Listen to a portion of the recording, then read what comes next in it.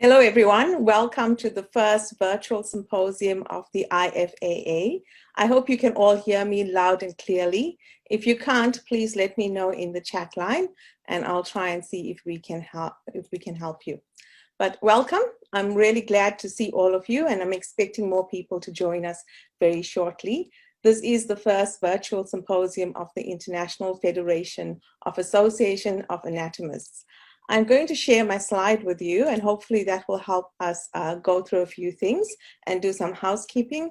I also want to take this opportunity to just show you how we're going to use the function so that we don't get lost as we're wanting to talk a little bit more.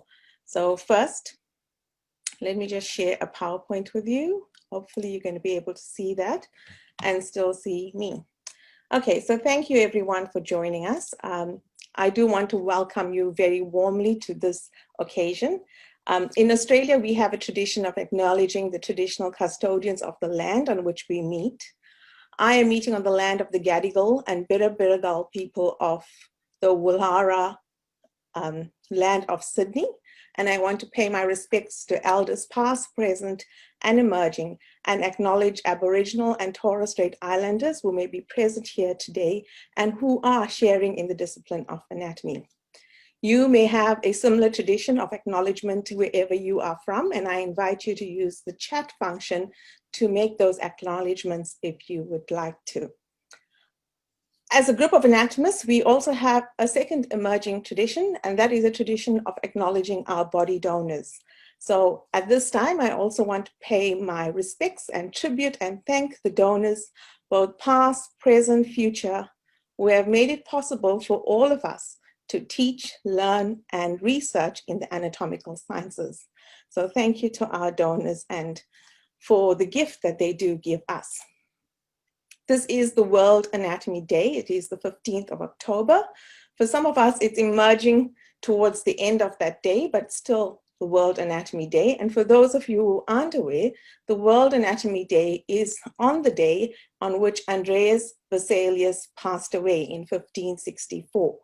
It has become a tradition to celebrate anatomy, the discipline, but also to acknowledge the people who have made our discipline possible. So we do acknowledge that now. I also have set up a few ways in which we can communicate as we go. So there's a number of people here, and it may get chaotic if we all try to speak at the same time. So there's a few ways in which we can actually communicate. There is a Slido, which has been operating from last night. So if you do want to chat with us via Slido, you go to the app, or you go to the website, you type in Slido, that's SLI.do. There's a hashtag IFAA 2020. And when you're in there, you can post comments. You can also complete a few questions for us as we go through that. That's a great way for us to actually chat. We will use those questions as we come to the panel time later and have more of an open discussion. You may also want to talk to us in this forum, and if you do, I would ask you before you unmute and talk, if you can please put your hands up using the little icons at the bottom of the Zoom call, and then we will know that you want to say something, and when the opportunity is right, I will let you do that. If you don't know who I am, I'm Nalini Patha. I'm your host for this evening. I also chair the Federative International Program for Anatomical Education. Without further ado, I do want to show you what the program is for today. So we will have in a very short time an address from the President, Professor Beverly Kramer from South Africa. There are two talks that have been scheduled for the day. One is on COVID and anatomy and the impact it has had on the discipline by Gareth Jones from Otago University in New Zealand, and a second talk a little later on the Virtual Anatomy Lab, a really innovative lab that has been created by Claudia Krebs from the University of British Columbia. And then we will have some time for chat. And in between, we'll tell you a little bit more about the IFAA.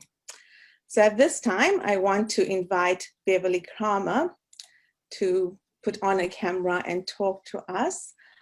Professor Kramer, are you here? Yes, I am. Great, fantastic. I'll hand over to you. Greetings, distinguished colleagues, fellow anatomists and friends. Happy World Anatomy Day. It's so good to be able to talk to anatomists from around the globe, to share intellectual companionship, and to celebrate this wonderful and important day with you. No place or person has been untouched by the impact of COVID-19. And I would like to acknowledge the loss of over 1 million lives globally during this terrible pandemic. Despite the current global challenges, there is a need for us as anatomists to join together in celebrating and strengthening our discipline. And what better way to do so than by having a global symposium? I would like to thank Professor Erdogan Sendemir of the IFAA for suggesting the World Anatomy Day celebrations, and particularly Professor Nalini Pather, Chair of the Federative International Program on Anatomical Education, called FIPE, for spearheading and organizing this exciting event. May this be the first of many such exciting webinars from the IFAA on all aspects of our work. Over the years, anatomists have shown both great resilience and innovation. And during this pandemic, they have once again come to the fore. I have no doubt that the challenges which we have faced will make our discipline stronger as we together resolve the many issues which have arisen. Before handing back to Professor Pather, I would like to leave you with 3 thoughts. In good times and in bad, we as anatomists need to carefully adhere to these sound principles of ethics, which have been the mainstay of our discipline over several years. And I very much look forward to hearing Professor Gareth Jones on this today. Secondly, technology has become important in our lives and has been a saving grace in many respects during the lockdown. But I believe that we as anatomists need to drive the technology and not allow the technology to drive us. And again, I look very forward to hear what Professor Claudia Krebs has to say on this today. Thirdly, this will not be the last pandemic we see in our lifetimes, but this pandemic has created opportunities to re-examine how we do things and how we invest in the future of our discipline, and particularly in the training of our emergent anatomists. Anatomists as a collective need to shape our own future. There is a lot to engage with and many solutions that need to be found. From an anatomical perspective, I see these as exciting times, as I sincerely believe that together we can achieve great things. Please do keep in touch with the IFAA as you develop new ideas, new thoughts on teaching and research. In closing, I would like to thank our speakers and panelists in advance for participating today. And I'd like to thank all of you for being with us. Happy World Anatomy Day. Thank you. Thank you, Professor Kramer. That was a very inspiring speech, and it set the tone for the rest of this time together. I'm now going to share my screen and introduce the next speaker. So the next speaker that we have talking to us is Professor Gareth Jones. I'm sure to those of you who have been in anatomy for a while, Gareth needs no introduction. He is one of the great thinkers in the discipline of anatomy, especially in the areas of ethics and ethical principles. Gareth comes from the University of Otago, where he is a professor of anatomy, has been a Deputy Vice Chancellor, and we are really glad to be able to hear from him. Now, Gareth hasn't really joined us in person, partly because for him it is about 11 p.m., as it is for one of our other speakers, but he has made a video of his talk, and I'm going to play the video, which is going to be like him speaking to us anyway. COVID-19 and anatomy. As you can see, I've called this Threats to the Continued Flourishing of Anatomy as a Humanistic and Research-Based Discipline. So, first of all, into a forbidding future. To state that the world has been changed by the COVID-19 pandemic is so obvious as to be uninteresting.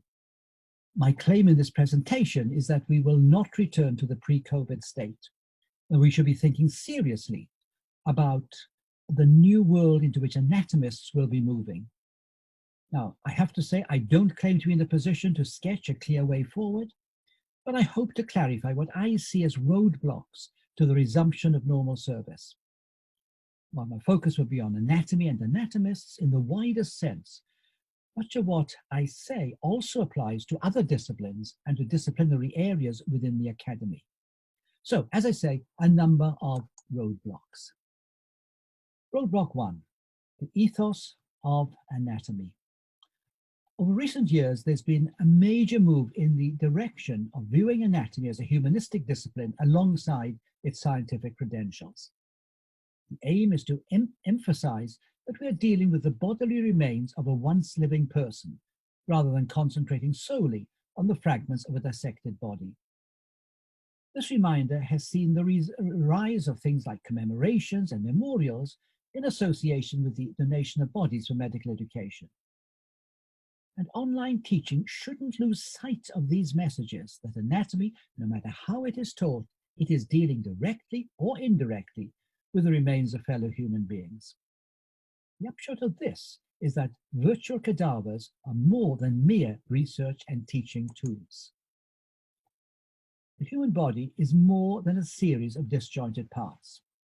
It has to be admitted that online teaching and learning makes it more difficult to retain this holistic view of the human body. Considerable efforts are required to invest the digital with personal dimensions. The person-centered ethos of anatomy and the notion of viewing dead bodies as the student's first patient or first teacher is a challenge to the core, it seems to me, in a digital-only world.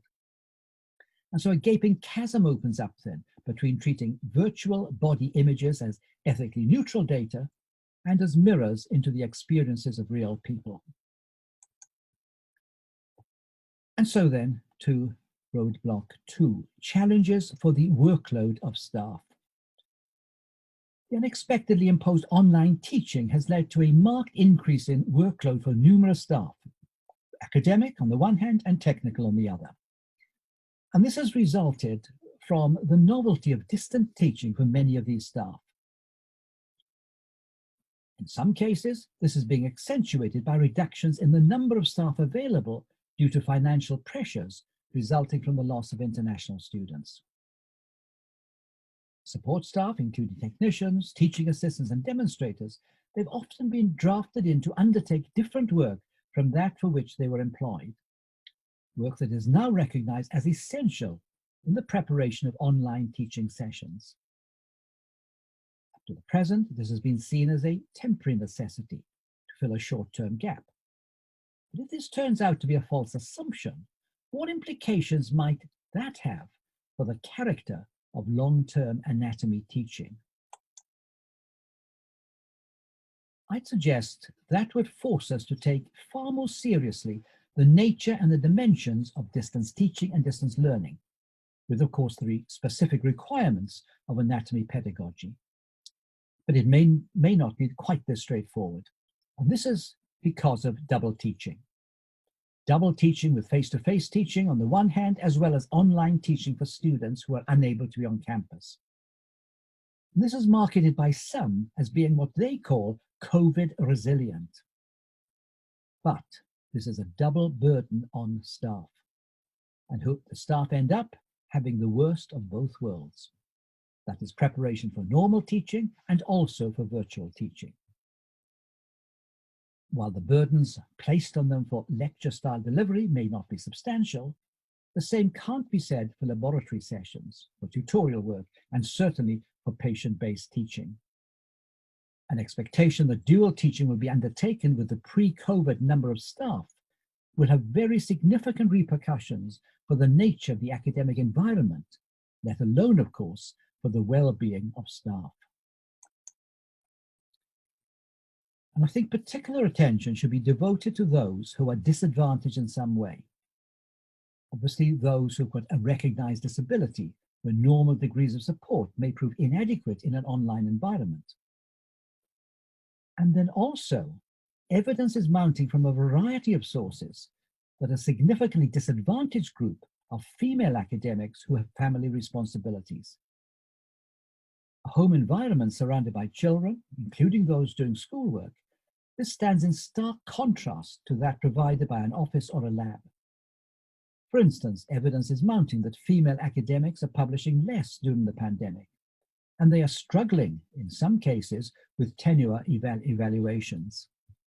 Undoubtedly, of course, all these things are due to the intersection of work, school, and home life.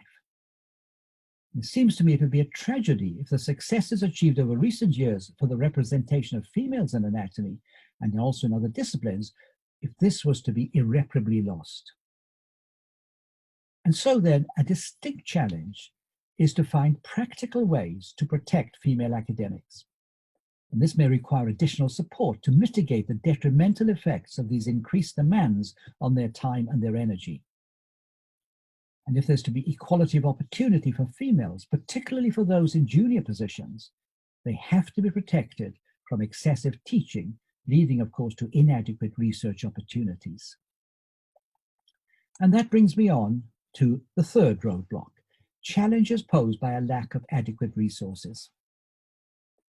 The technical resources required for functioning at a high standard in an online environment are very considerable.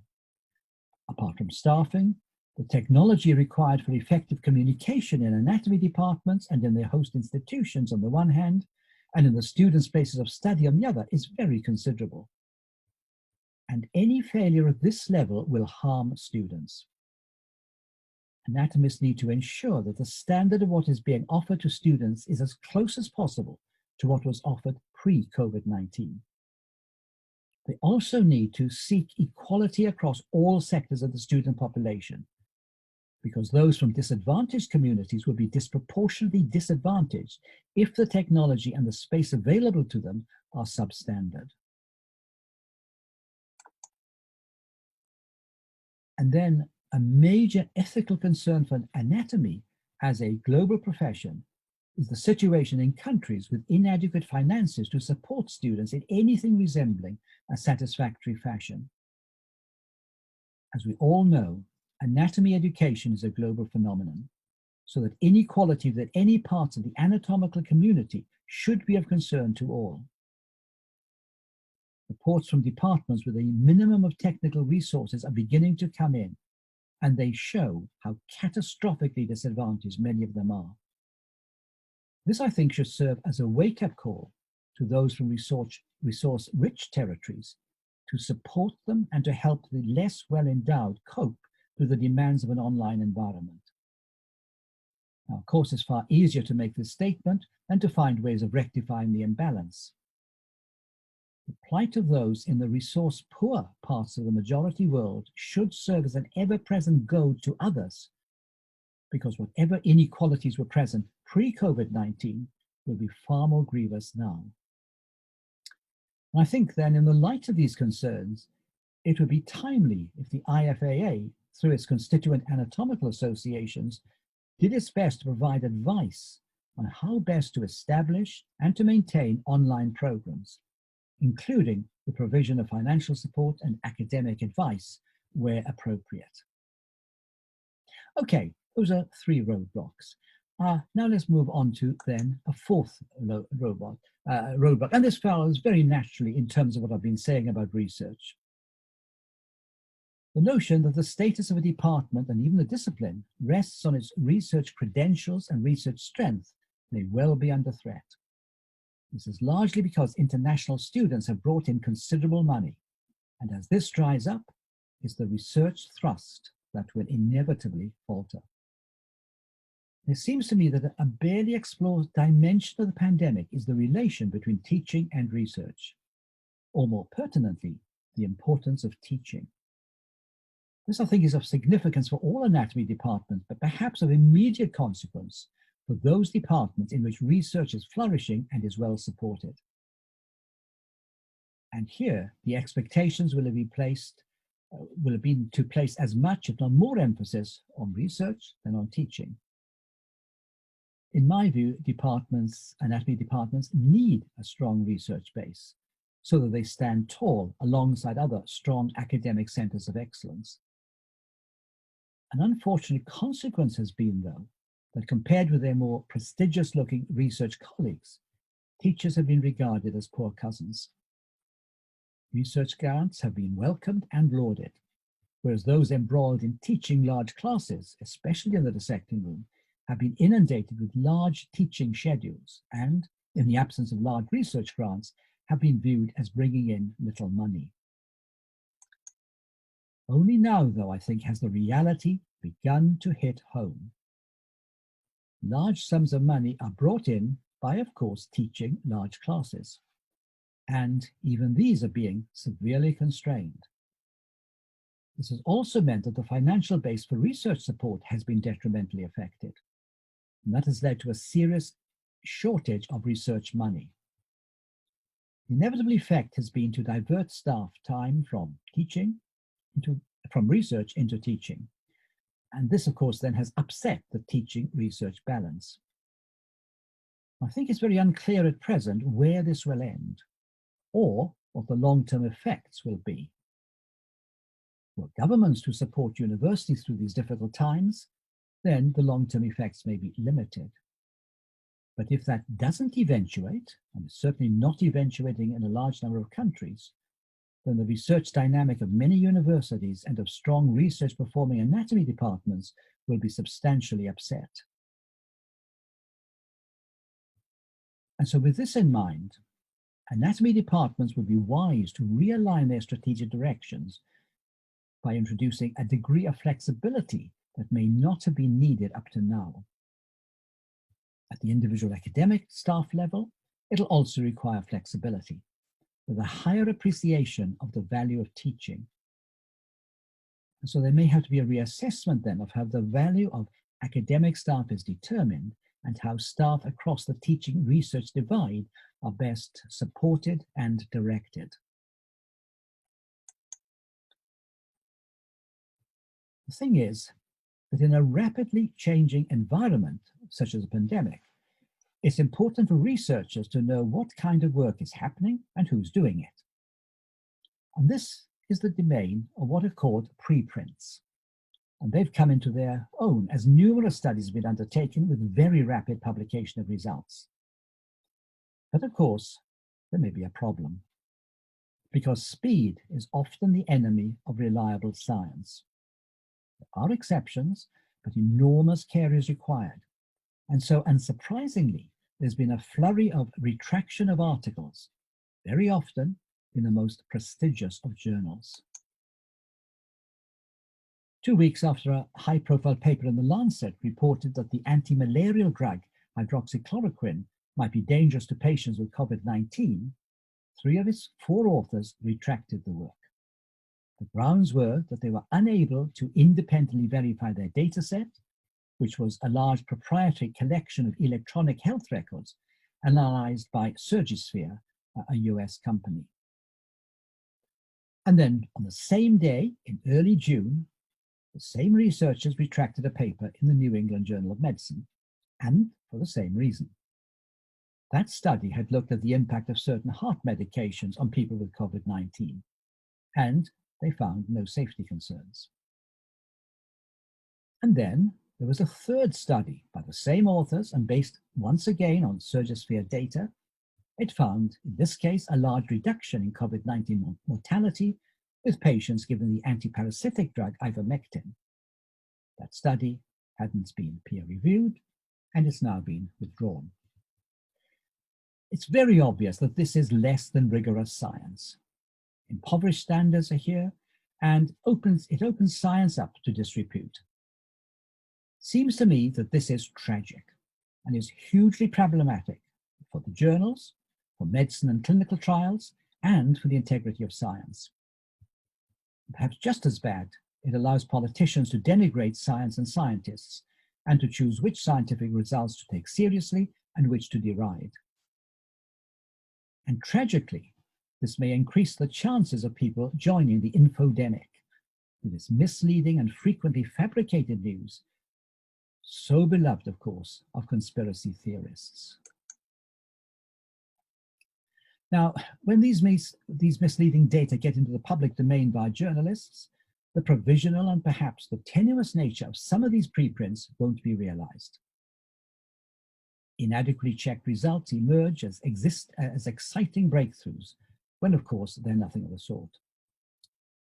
The problem is the lack of peer review and of thorough checking and rechecking, both of which is the essence of good scientific and ethical practice. And so the excessive speed then of publishing has led to errors, resulting in misleading claims and directions. And these, unfortunately, needlessly build up hopes, especially when dealing with potentially therapeutic drugs and candidate vaccines. And these problems are magnified by political interference, stressing certain claims at the expense of others. And what one can say is that developments along these lines destroy scientific and clinical processes, and they leave the public at the mercy of hype and of unscientific posturing. Now, these concerns may sound a very long way from the world of anatomy, because, of course, anatomy isn't at the heart of the pandemic. And yet the principles are the same. Sound science must be central to anatomy, from which we can conclude that ongoing research is critical to contemporary anatomy. And if that's correct, the research teaching tension is as relevant to anatomy as it is to any of the other biomedical disciplines. And so to my fifth and final roadblock. This is challenges to the position of anatomy in the biomedical sciences. Within health sciences and the biomedical sciences, pandemics throw light onto areas such as microbiology, immunology, public health, and epidemiology. And that, of course, is to be expected. But where does anatomy fit into this changing scene? What is its future as a viable and exciting discipline? This raises the question of the nature of anatomy. All too often it's been looked at in traditional terms, dictated by the education of doctors without context provided by surgery. And that's perfectly acceptable, but is misleading if confined to the macroscopic. Anatomy is being pulled in two directions. One is the humanistic, the other is the microscopic, the molecular, and the genetic. And these apparently diverging directions demonstrate that no healthy discipline can ever remain stationary.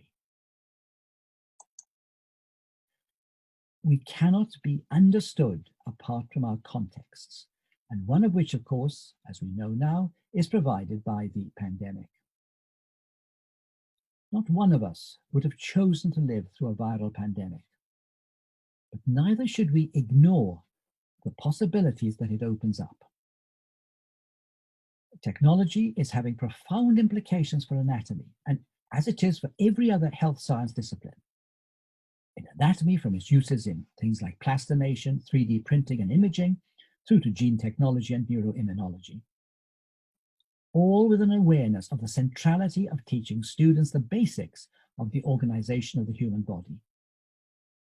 And these are enhanced by the opportunities presented by cyberspace. And so, to bring this to an end, what I'm saying is that extending knowledge and imparting knowledge are integral to the task of the anatomist, and both have to be retained if anatomy is to flourish. No matter how great the impediments may be, especially at the present time, these dual responsibilities are the crucial ones for all of us to cling on to. Well, thank you very much. I hope that is contributed in some way to all your deliberations at this time.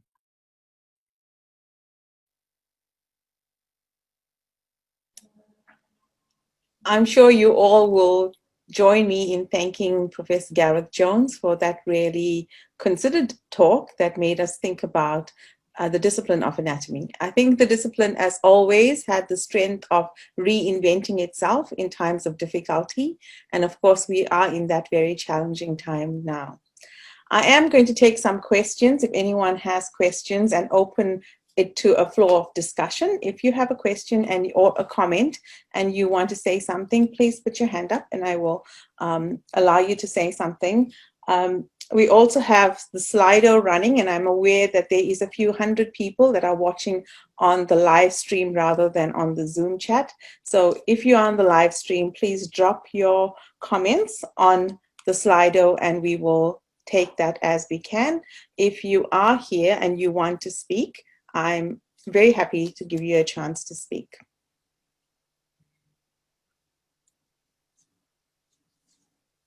So there are a few comments in the chat line here on Zoom. Professor Moxham has just said that imparting knowledge is indeed central, but we also can't ignore training in the professional virtues. I think that is a really, really good and important point.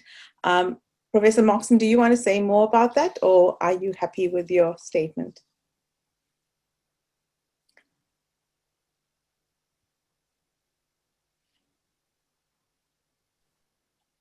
No, I just think that we mustn't forget that the best education is experiential. And if we get to a stage that all we are doing is providing information in whatever format, and we obviously have to take care of the environment we're in, but if all we're doing is providing information, whether it's electronically, through a textbook, through lecturing, whatever, we are going back to pre-Vesalian times when the master delivered the knowledge and the students were merely recipients. And that is not a university education. There's little opportunity for critical thinking. There's little opportunity for developing professionalism. So the problem is, one, how do we impart anatomical information? Two, how do we ensure that it's a proper university education and students can learn experientially and develop the professional virtues?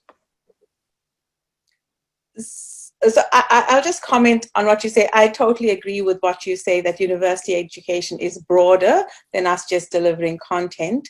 And I think the challenge for us, especially down under here, where university finances has come under constraint, is that we're feeling that pressure that we need to rethink what a university is. And there is a lot of pressure to just deliver content rather than explore the wider issues that people should be coming to university for. And of course, all those things that we value as the humanism of anatomy is coming under threat. So I do take that point. I also want to highlight that the whole COVID experience has opened up a whole lot of opportunities. So in terms of how we interact with students, through different kinds of virtual classrooms, we have been able to have a bit more of a deeper conversation and engage students more in critical thinking. I think where we are is that the whole pedagogy of anatomy is at that point where we are changing things significantly. And that is why, as a big community, we need to come together to work out how best to do that. But I do take your points. Those are very, very valid points. I see in the chat line there's a few other comments. One of them is from Professor Kramer. Do you want to say something, Beverly? Not really. I was referring to Gareth's comment on disadvantaged or under-resourced communities. And we know that throughout the world, there are many places where students are struggling. Because the departments don't have the finances to do the kind of teaching that the well-resourced departments have. And I do think this is something we should refer to the IFAA's FICSAP committee and ask them to initiate some kind of exchange between the resourced countries and the under-resourced countries. It's not only the departments that are being affected by this, but the students themselves. And that is where a huge concern of mine comes in, where I see, particularly in Africa, students who don't have great internet connectivity, who only may have some kind of cell phone on which to work, and the way they are struggling with remaining connected to their teachers and trainers. Thank you. Absolutely. Thank you for that comment. And it is a very real concern.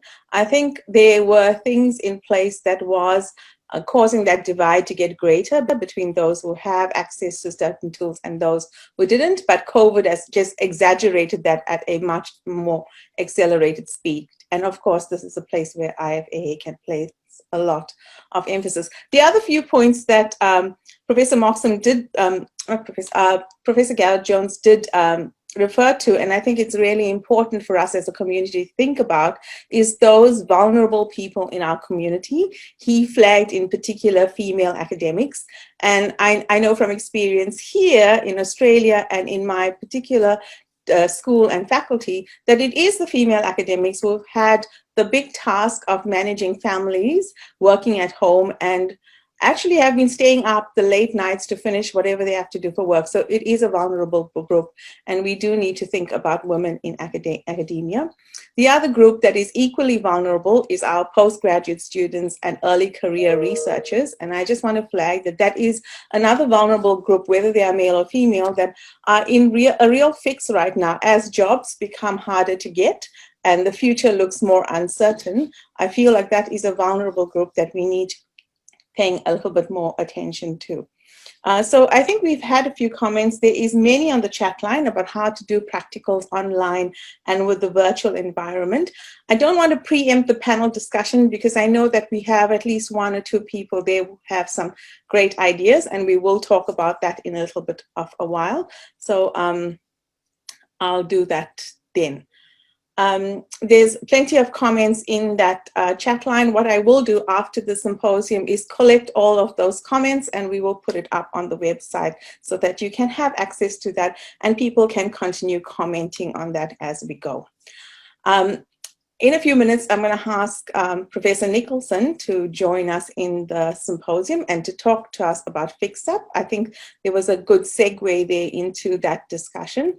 And I'm not sure whether Professor Nicholson is here. Helen, are you here? We'll give her a moment to unmute herself and see if she's here. But while we're waiting for Helen,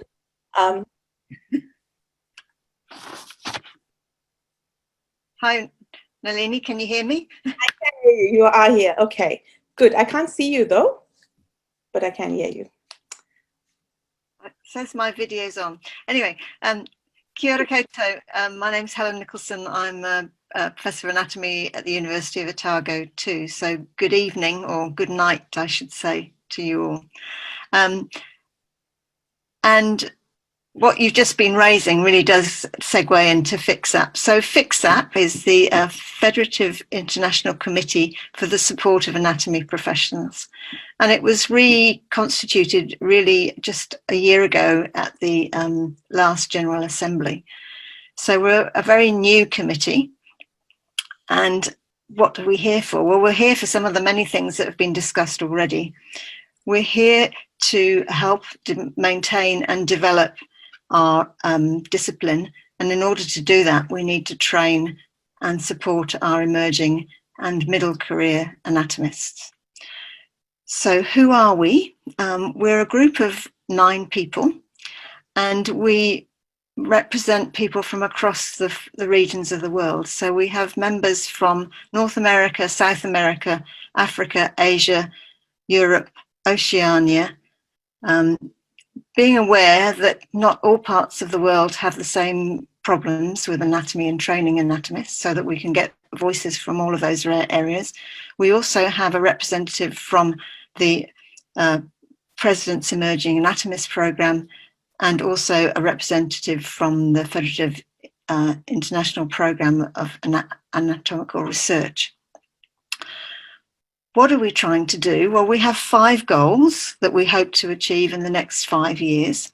And that's to identify associations and institutions that require help in the training of anatomists and I guess COVID has brought that to the fore now, to work with the President's Emerging Anatomist Programme to develop training and programmes for emerging anatomists, to help leadership development and mentorship programmes for mid-career anatomists, and to facilitate some of those exchanges that has already been mentioned of staff and postgraduate students to build up multilateral collaborations. And of course, in order to do that, we're going to need some money. So we're going to be working with the president of the IFAA to try and identify sources of funding to assist in this development of our anatomists. So what have we done so far? As I said, we've only just started our journey as a committee. Well, we've been very fortunate that this year, Bev Kramer and her colleagues have just published a paper in the Annals of Anatomy entitled Supporting Early Career Anatomists, an International Challenge.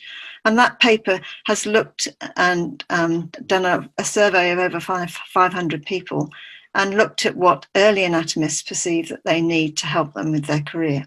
And that includes training in teaching and research, but also help in developing collaborations and networks and mentorship. But we know that it's not just the emerging anatomists that need support, it's also our mid-career anatomists as well. So we have put together a questionnaire which we'll be asking our IFAA Executive Committee to give us permission to send out later this year, which will be addressing and asking those mid-career anatomists what they want. Because we're very aware that we should not be telling people what they need, but we should be working with people, listening to what they need, realizing that what people in Africa need may not be the same as what people in Oceania need, so that we can actually work with those, with our member societies to help them provide the resources that are needed. We're also going to go out to the member societies through the College of Representatives to actually find out what member societies are already providing, because we know that some member societies provide a lot of support and some others don't have the resources to provide the support. So the final bit is, what can you do? How can you help the committee, and how can you help the discipline of anatomy support its next generations of anatomists? So firstly, please could you respond to our questionnaires when we sent them out, and tell us what you think is needed, because we need to hear from all of you, not just some of you, all of you. And then when we find out which members' societies do have a lot of resources, we would ask that you would be willing to share those with those societies who are not so fortunate. So we're asking you to tell us what you need, and then to help us provide support for all of our developing anatomists, wherever they may be in the regions, and so that we can tailor our provision to them. So thank you for listening, and please, I look forward to helping you in the future. I guess what we'd hope to do is this year is to actually share our colleagues on the committee to go to various conferences and run focus groups and to get to know you better. But we'll have to do that virtually, I think, for the next 18 months or so. So thank you.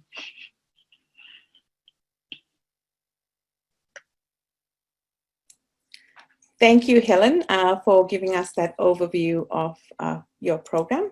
While we do have a little bit of an Australia-New Zealand theme, I do want to remind you that we do have a conference coming up. It's an e-conference. It is free like this one. So please, if you are available and if you want to hear more about anatomy, please register for that conference. So the next point in the agenda is for me to tell you a little bit about the education program. This event is part of the education program. The education program is also fairly new. We've just started working on our program, and we hope to launch quite a full scheme of things next year, so you know exactly what we want to do. Our mission is really to create a connected community representing member societies. So we do want to collaborate with different societies and not duplicate, but share and also advertise the things that other societies are doing, so that we can leverage each other. We also want to start developing an enhanced evidence-based way of looking at anatomical scholarship.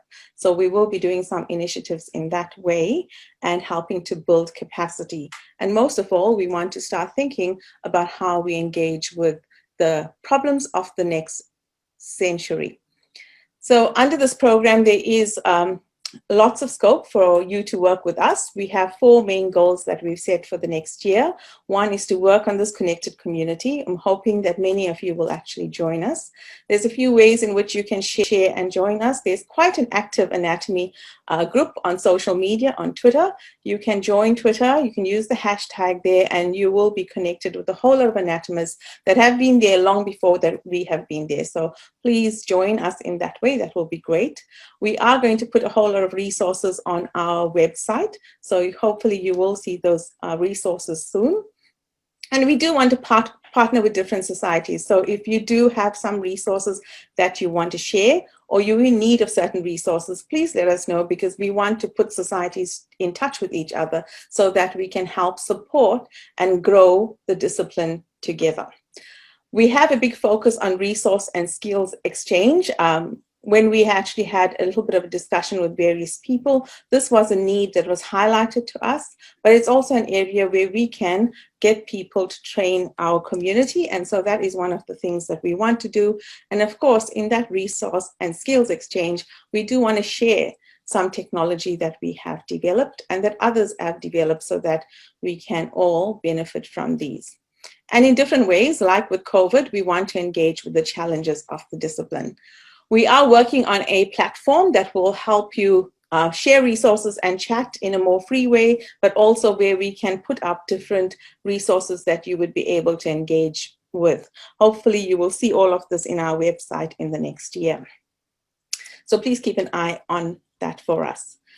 We want to hear from you. We want to do things that are going to be useful to you. So those of you who are here today on Zoom or on the webinar, please fill in our questionnaire. There's a questionnaire on Slido. We want to know what topics you would find most useful in an education symposium like this.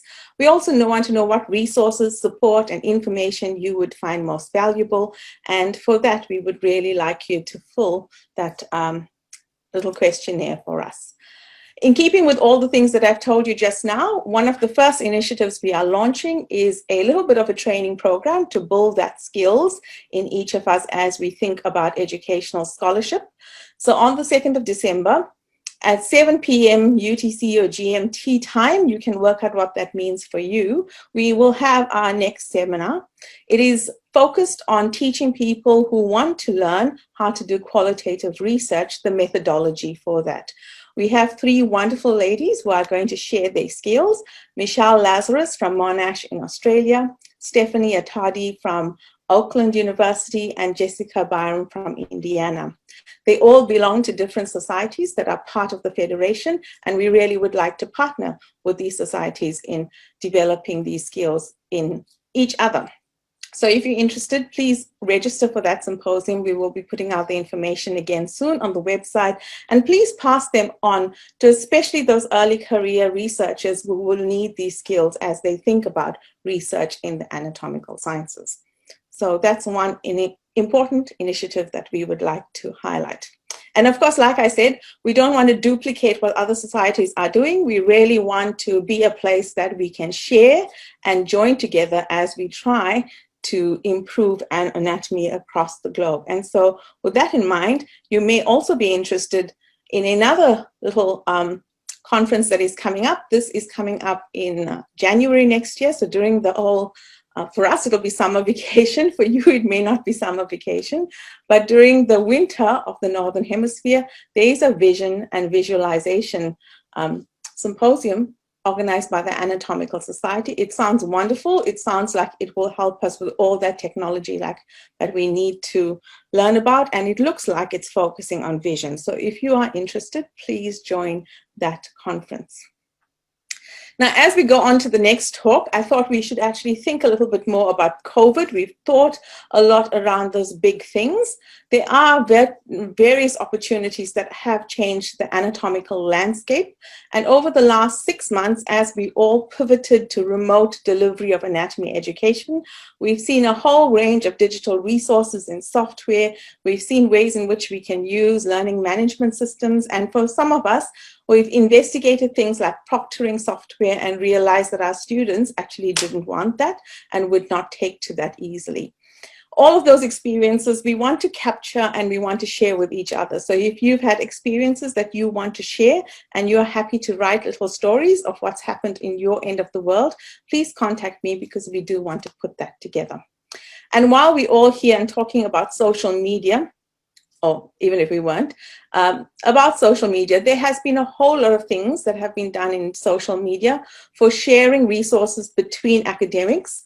I know it is a great resource for me. When I'm stuck with certain things, I often put out a question in Twitter, and a whole range of people will freely share their experience with you. So please join the anatomy community on Twitter. But besides that, we've seen that social media is emerging as a quick and easy way to share information with students. And students are picking up that information in a really easy and deliberate way. So that's something that's emerging and something that we need to think about in light of the conversation that we had earlier about whether we just deliver content or whether there's other things that we need to think about.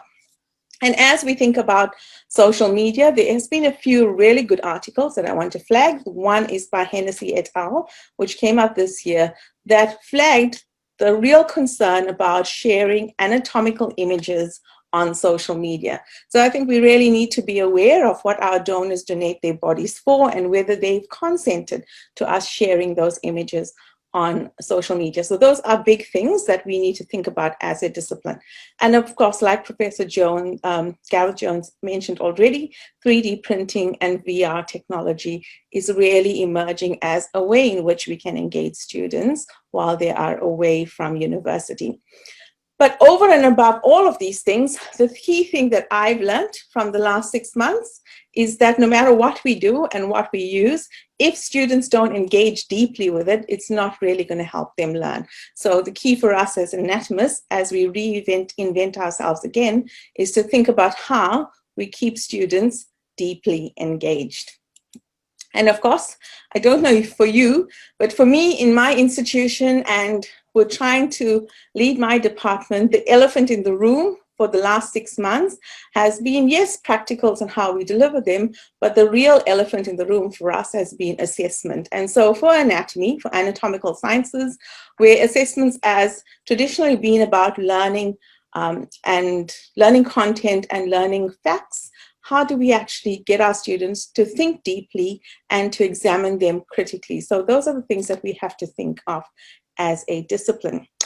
Some of those things, especially with the practicals, Claudia Krebs is going to enlighten us just now. So Professor Claudia Krebs is from the University of British Columbia. Her talk is on the virtual anatomy lab, creation and implementation during the COVID pandemic.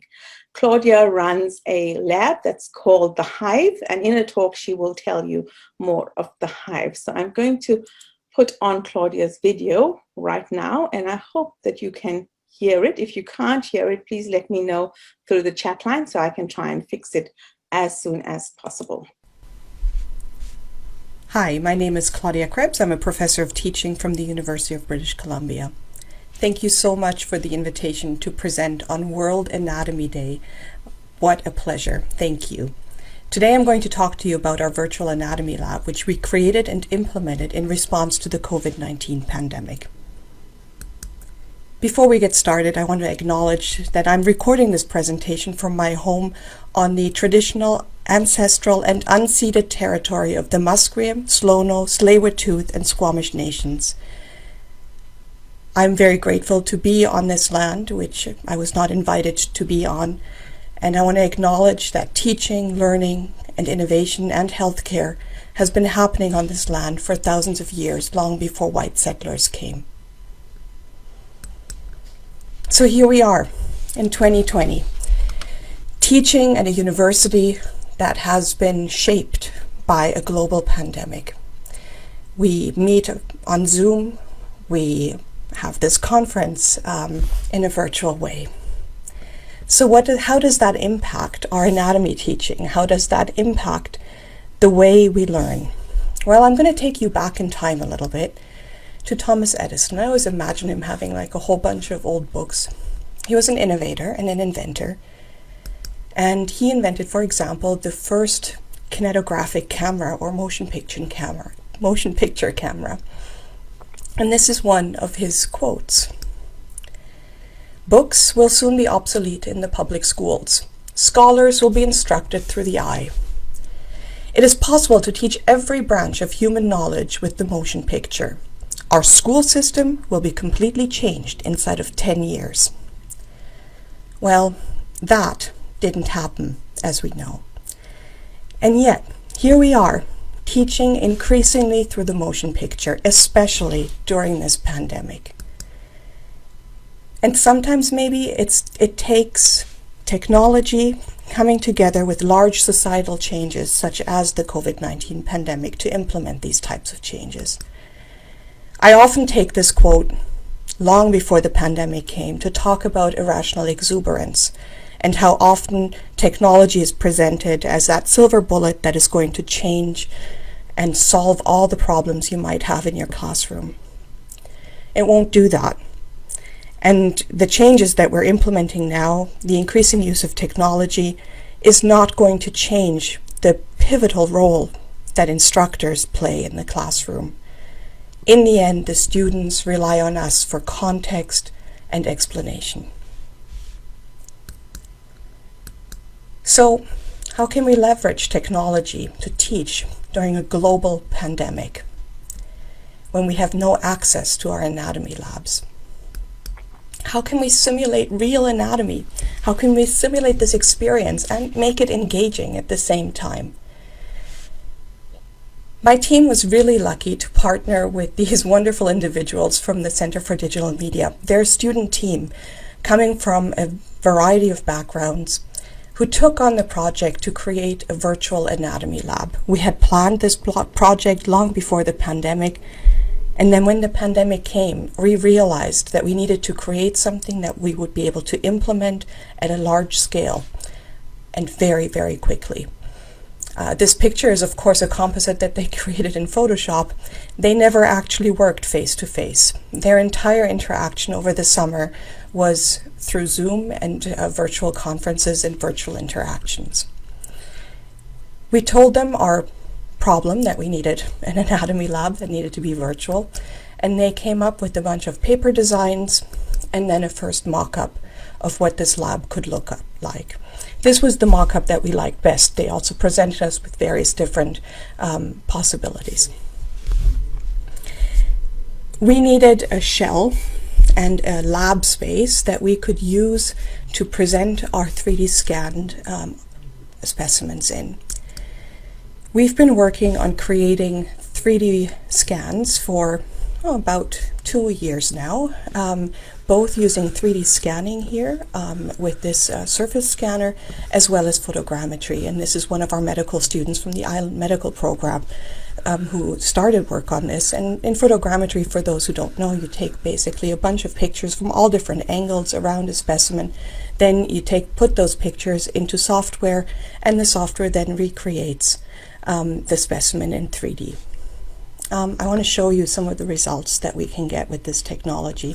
We do use both of them, by the way, and we found that for some things 3D scanning works better, and for others photogrammetry works better. And we use a combination of the two as well. For those of you who want to engage in sort of a tech conversation with me about that, please reach out to me via email. I'm more than happy to share our methodology. So I just want to show some of the beautiful scans that the team has made. This is one of our early scans, actually, of the heart. And I want to zoom in here and just show you the inside of the ventricle to show you the level of detail that we can achieve in these scans.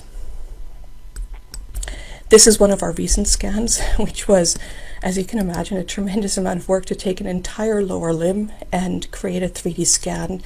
in this level of resolution and precision. I couldn't be more proud of my team, I have to say. Absolutely spectacular work by both staff and students. And here's another one that I just find spectacular, because one of the things that, of course, that we're missing is the in-lab experience. So what we did here is we took this specimen, like, you know, when you open the abdominal cavity and you first lift up that mesentery and you see the root of the mesentery and how everything is connected, and you get that first feeling for what abdominal anatomy is about. That's what we wanted to capture in this specimen. Back to the virtual lab. So here's the lab that we ended up creating. We wanted to make sure that when the students entered, they would acknowledge the space that they were entering. This is still a space that is reliant on our donors and with the use of human remains. We wanted to make sure that we set a framework for that and that it would be respectful.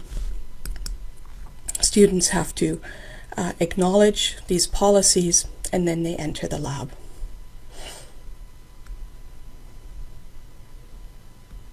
And they go up to their stainless steel table, and then they can open a shelf where they have the option of either going by body area or into the lab courses, where we have the various labs for each course with specimens.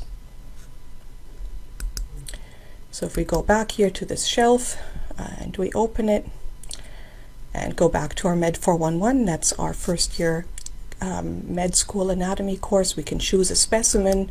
And so here we've chosen a heart specimen. And now for navigating, there are two main ways of navigating around here. You can either do the fly around like this, which I personally don't like very much, but our user testing with the students showed that that was actually their preferred way of interacting with the specimen. And I think it might be generational, or it might just be that they play a lot more video games than I do. This is my preferred way, which is just to manipulate the specimen itself. We can then turn labels on and off, and when you click on the label, it tells you what the structure is, and in the box underneath that you saw, we have the possibility of adding some rich content. So we implemented this and have been adding labs throughout, so we're busy scanning and teaching sort of all at the same time. So what's next? What are going to be the next steps in this journey? Well, next is term 2. So we're just in the middle of term 1 here at UBC, and we're already thinking about term 2, which will also be pretty much completely virtual and online. The next step is going to be to add more rich media content in our annotations, and you can see that in this mock-up here in this image, where not only does it tell you what the structure is, but you can then link to the lab checklist, to virtual modules that might be online, to medical illustrations, whatever it may be. We want to further customize the course experiences so that a biomedical engineering course has a different look and feel to it from, say, a dentistry course. Students have also told us that they need our explanations, so the next step will be to create maybe an instructor avatar to explain certain key concepts. That had actually been in our initial design, but it was way too ambitious to implement in the time frame that we had. We also want to offer this lab in a full VR experience. In order to scale it to the current context, we had to abandon the VR idea and create the whole experience as a web portal. We want to revisit the VR experience so that students can view these specimens in full 3D and interact with them through VR controls. And then, of course, we want to study if this has an impact on student learning. That's going to be really pivotal. And then after COVID, we want to explore the role of the virtual lab alongside the real lab.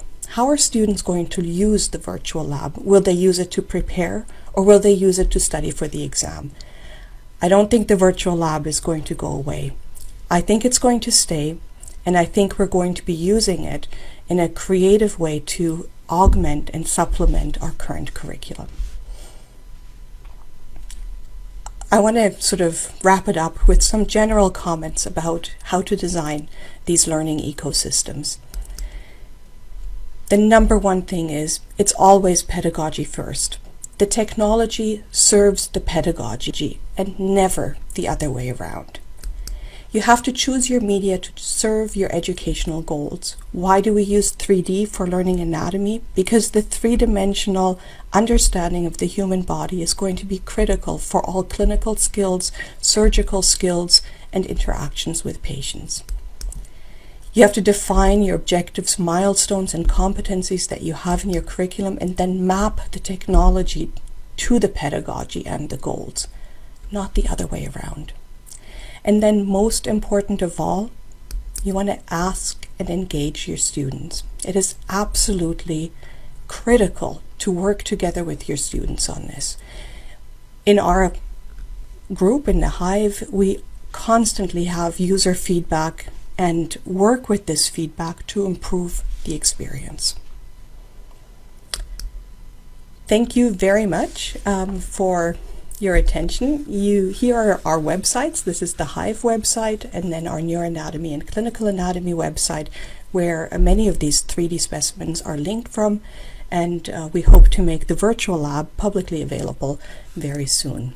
I want to really thank the team, the long list of students who have worked with me on this project and other projects in the Hive, and in fact, I have to apologize. I have not even had time to update the long list of students with the students who worked with us over this summer. So I want to give them a shout out and apologize for not having their names up here yet. And in closing, I really want to give a shout out to my strong collaborators, the Center for Digital Media here here in Vancouver, the Emerging Media Lab at UBC, and then the Hive, which is my group, the Hackspace for Innovation and Visualization in Education. Thank you so much to the University of British Columbia to supporting us and giving us the space, the time, and the funding to create these innovations, both through the university itself and specifically a huge shout out to the Faculty of Medicine. Thank you so much, and I hope to join you for the panel afterwards. It's the middle of the night in Vancouver, so I'll make a strong coffee. I'll see you later. Thank you and goodbye. So that was a talk by Claudia Krebs from the University of British Columbia. If you don't know Claudia's work, it's well worth you looking at her site. All of her resources are free. We've been using them over COVID for our students here in Australia, and they have found them simply amazing. So if you do want resources, please have a look at them. They are already freely available to you. And as she said, she will make that lab available, so please do that. Do look at her site. We've also got a whole lot of resources that we're willing to share. So if you do want virtual resources, please send me an email and we can put you in touch with a whole group of people who put a whole lot of resources available for the teaching of anatomy. Now, I'm conscious of the time and that there are so many people that have joined us here and on the live stream. We're going to go straight into the discussion panel. You may have a number of questions that you have, and that is a good place for us to address those questions. So the panel today that we have, I'll share my slide again. I should have actually shared it to you in the first place. And I'll just put the names up, and then that will also give those people a chance to get themselves unmuted and show their account. So the panel that we have today that is joining us, it's Professor Adam Taylor, who comes from Lancaster University. I'm going to let these people introduce themselves to you in a little while. Professor Andrea Oxley de Rocha from Brazil, Professor Beverly Kramer, who you've already met, and we've got Ms. Joyce El Haddad as a young anatomist and a early career anatomist who's joining us today. So I'm going to give all these people a chance to unmute themselves and to put their cameras on, and then we will have some questions. So if everyone's here, that is great. If Claudia is here, that will be great as well. I'm not sure whether she has managed to get that cup of coffee yet. So can I just go around and ask people to introduce themselves? Adam, are you here? I am Nalini. Good morning, good evening, everybody. Good morning, Adam. Wonderful. Thanks very much for the opportunity to join this really exciting panel, and we've had some real exciting things that have come up and will provoke, I'm sure, a fruitful discussion. So for those of you that don't know me, my name's Adam Taylor. I'm based in Lancaster University, which is in the northwest of England, and I'm also heavily involved with the Anatomical Society, and it's a pleasure to be here this morning and afternoon and evening to chat to everybody. Fantastic. Thank you, Adam, for joining us. Andrea, are you here?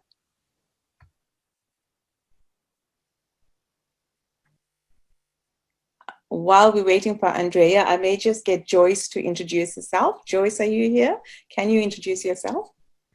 Thank you, Nalini, for the opportunity to be a part of this discussion forum. Hi, everyone. Happy World Anatomy Day. My name is Joyce El-Haddad. I'm an associate lecturer at Macquarie University, and I'm also a PhD candidate at the University of New South Wales. Thank you, Joyce. Andrea, do you want to introduce yourself? Andrea, can you hear me? I can see her, so I'm just waiting to see if she can hear me. Okay, so Andrea says she has a problem with her microphone. Hopefully she'll fix it in just now. Andrea, can you try? I can hear you typing away, so it may be fixed.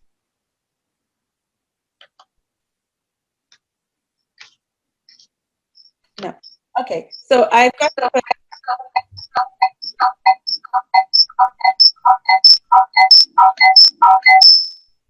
sorry about that. Okay, so we're going to try and go ahead, and Andrea, if you can try and fix your sound, and as soon as you are able to, just let me know. So Adam, maybe we'll start with you. Can you tell us what has COVID meant to you, and how has your world changed in terms of anatomy? Thanks, Nalini. So for us, you know, like everybody else, the kind of everything was turned on its head in a moment's notice. So in some ways, we were quite fortunate from a program perspective because we only have medical students based at my institution that I deal with for the anatomy program. So we were lucky in some ways to only have one program to deal with and one program to try and coordinate.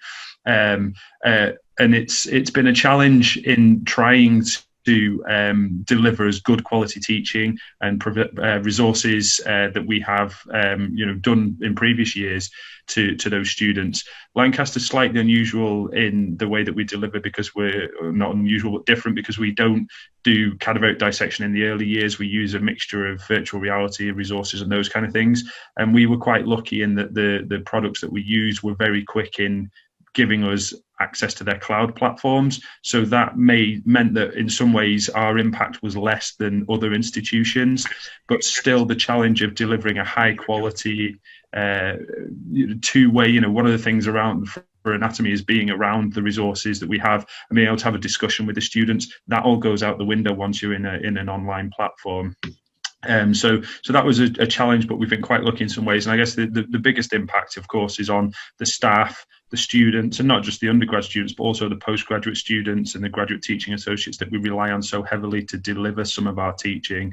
You know, they're impacted doubly because they're still postgraduate students whose research has been turned on its head, and all of a sudden quite a lot of their teaching experience has been pulled out from underneath them. So, you know, it's been a challenge personally, but managing the wider challenges of colleagues has been a real challenge too. I totally hear what you say. Andrea, I think your sound is now fixed. Do you want to introduce yourself? And maybe also tell us... Yes. Yes, can you listen to me? Yes, perfectly. Yes? Yes. I'm really sorry about it. Good morning, everyone. My name is Andrea. I teach anatomy at the Federal University of Health Science of Porto Alegre. It's a pleasure and an honor for me to participate in this day of celebration together with colleagues. Congratulations to all of you, and I'm sorry about the problem with my microphone. That's perfectly fine. Do you want to tell us what COVID has meant in your part of the world and to you in particular in terms of anatomy? Sorry, can you repeat, please? Do you want to tell us what COVID has meant or done to your part of the world in terms of anatomy teaching? Has it had an impact? And if so, what? Yes. COVID arrived in Brazil in February. So in March, classes were suspended. And in the public university, as my university, classes stopped completely, and the distance learning activities only resumed in July or August in some universities. Last month, however, in private universities in Brazil, classes have been maintained in distance learning format since March.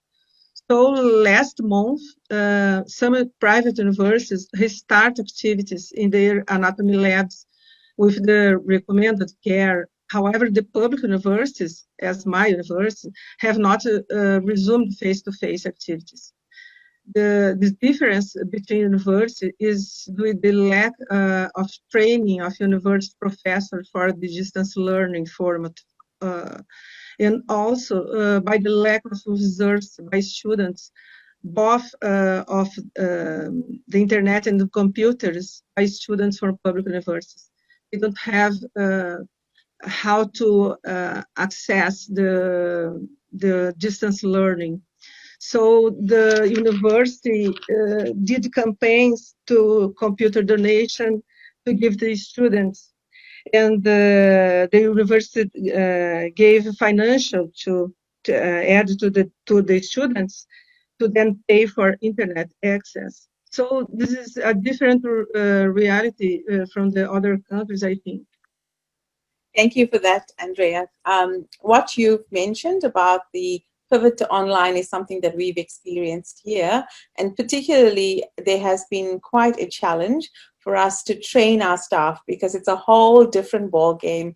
It's a whole different set of skills, and the time to train them and get them to deliver the content remotely has been a challenge. But in parallel to that, there's also been a certain amount of support and training we've had to give our students to be able to learn remotely. So I think that's a whole different kettle of fish, and we probably need to talk about that as well. Joyce, can I invite you to introduce yourself and to tell us what COVID's meant for you? Hi, Nalini. Thank you. So in Macquarie University in Sydney, Australia, we have 2 semesters a year. And in semester 1, it was around the time that Sydney went into complete lockdown, and we had no option to come onto campus for about the remainder of the semester.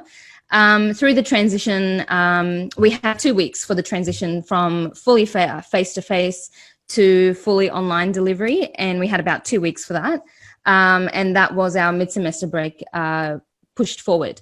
I think this resulted in increased fatigue in both staff and students. And now in semester 2, we are lucky enough to be able to return to the practicals and tutorials where lectures remain online, and some tutorials also remain online. And the biggest impact that I'm observing now and feeling is that the anxiety is extremely high in students, especially for exams and especially for first years, and finding ways to learn when basically in semester 1 they didn't get a chance to mingle around with their friends and find their own feet in university. Thank you so much for that, Joyce. Professor Kramer, do you want to tell us about your end of the world? So, South African experience has been similar to some of the others that have been described now. We went into lockdown in March. The problem in the country is the extreme poverty and low level of resources which some students are provided with. So even if departments can get online courses up and running, and most of the faculties in South Africa didn't have existing online courses, everything had to be prepared fresh. Some universities did have online videos that they could use, but the impact on the staff was enormous, and the impact on the students was enormous as well. In some instances, little laptops and tablets were provided to students, But internet connectivity here isn't always very good. And the students, many of our students live in very bad conditions with cramped spacing, sometimes sharing a room at home with 6 or 7 others. So the learning conditions are not very good. So just besides the online difficulties, there are other difficulties as well. Thankfully, though, we are back to getting our students into laboratories and many of the institutions. And though our year will come to an end quite soon, the students will have some time to be exposed to our body donors again. And that I'm thankful for. Thanks, Professor Kramer. So the next question I actually want to send to Joyce. Joyce, you are an early career researcher. You're also a postgraduate student, as well as female. Tell us what this pandemic has meant to you, and just what the experience of a postgraduate student at this time is. For me personally, it was my first year as a full-time associate lecturer. And due to unforeseen circumstances at my university, I was the only anatomist in my faculty, and I had over 1,200 students in semester 1 that were spread out over 4 subjects, and also a PhD just to spice things up. And on top of all of that, there was, of course, the pandemic that affected us all. So it was a baptism of fire, to say the least. But I truly enjoyed the challenge and the pressure. Let me correct that. I enjoyed the pressure most days. And I can definitely say that I am more resilient and I have learnt many things along the way, but I'm also very tired. Yeah, I can imagine that you're so very tired. It will be really good for you to think about what kinds of resources will be really helpful to someone in your particular situation that we can probably help you with. So Adam, I'm going to pass the next question on to you. And for those of you I do have questions, please post the question on the chat line, or if you put your hands up, I will give you an opportunity to ask a question. If you are online, please post the question on Slido and we will pass it on to the speakers. So Adam, a question for you is in terms of your teaching, because I do know that you do some really creative things and I've been interested in hearing about that for a long time. Can you tell us some of the things that you've done in the past that have actually helped you to pivot online much easier, or not as many difficulties, and some of the experiences that we can learn from you, obviously? So yeah, of course. I mean, for us, not having a core reliance on body donation for teaching means that our resources that we use were much easier to transfer to an online medium, and the students noticed a much less significant impact on their learning. So we principally use Anatomage, and they were very quick to give us their online platform. So teaching through Teams or Zoom was relatively straightforward from that perspective. And the student feedback for staff was thankfully almost on a similar level to that as it was previously. And that's good for us, but it's also good for the students. We're there for the students' learning, and I think it's incredibly important that that's as impacted as little as possible. But I mean, the issue that we had with that, and it has popped up a few times in the chat, is how do the students gain access to these resources from home? Because the licensing of it, the logins and all the resources that are needed are A, expensive, and B, limited very much by the resources at the students, the students end, as Professor Kramer was alluding to.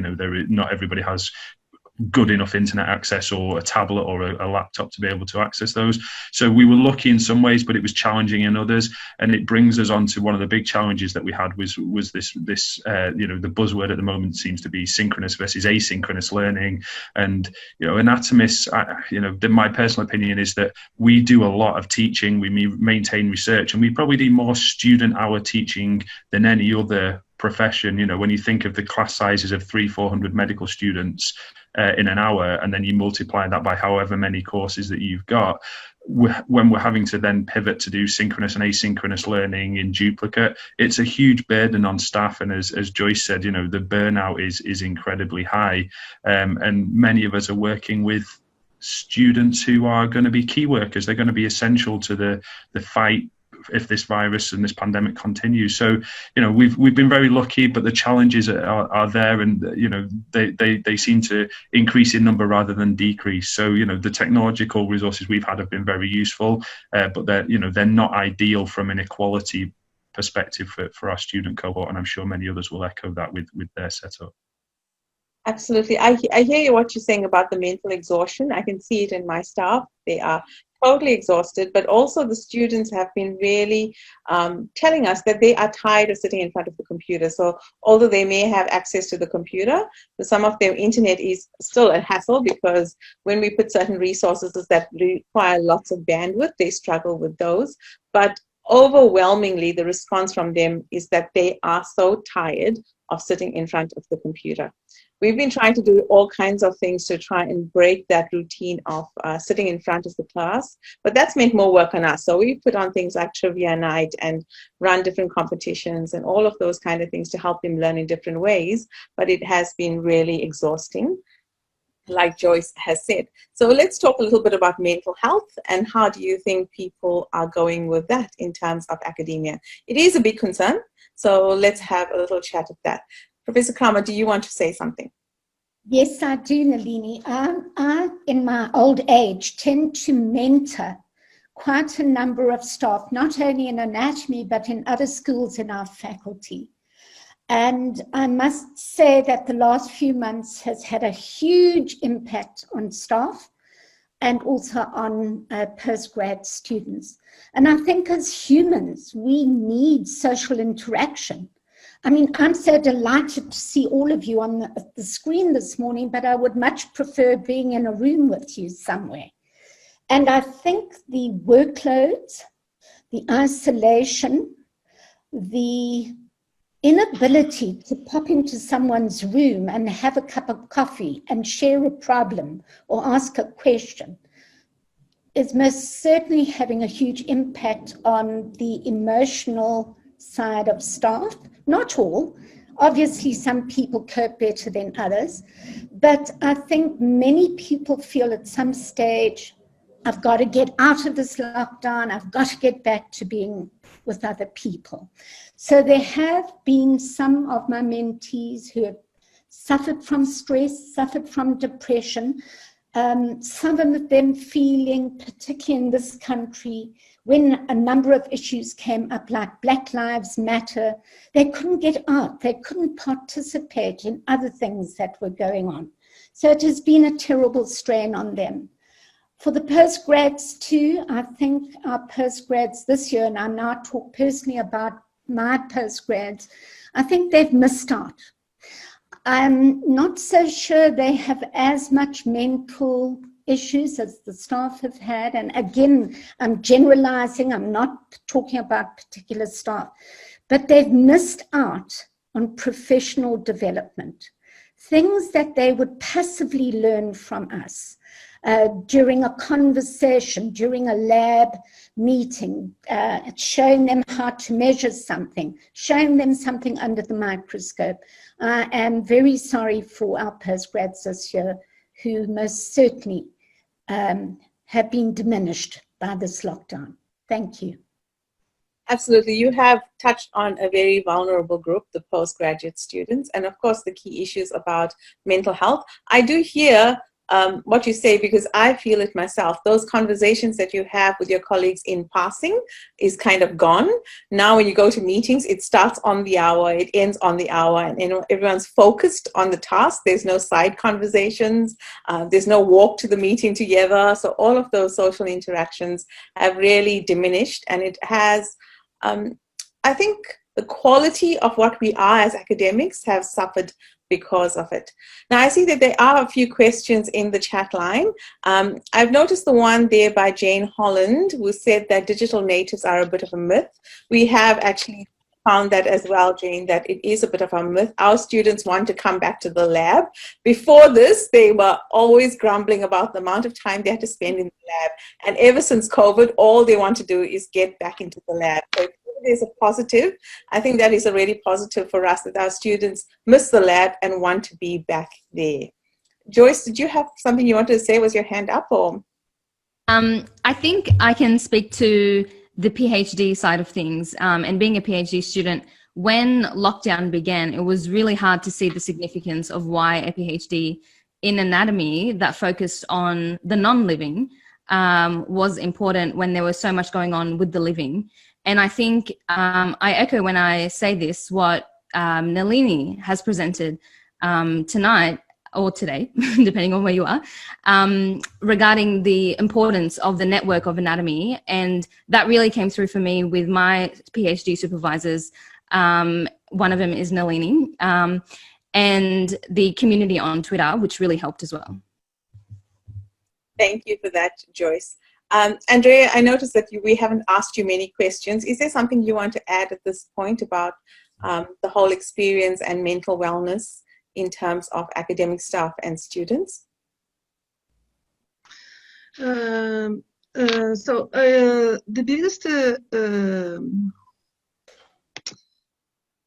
biggest challenge for me, and I think that for my colleagues too, was learning new tools for distance learning in a very short time. So I think that for us, we have to learn this before to teach. And we spend a lot of time because we didn't use it at university to teach anatomy and for other disciplines too. So we think that this is we try to use the other. We try to talk with the students about the learning. It was a long time, and now we are starting to give more good classes, I think. So I think that everything is very slow now. This is a challenge for us, I think, and as we talked in the beginning, we are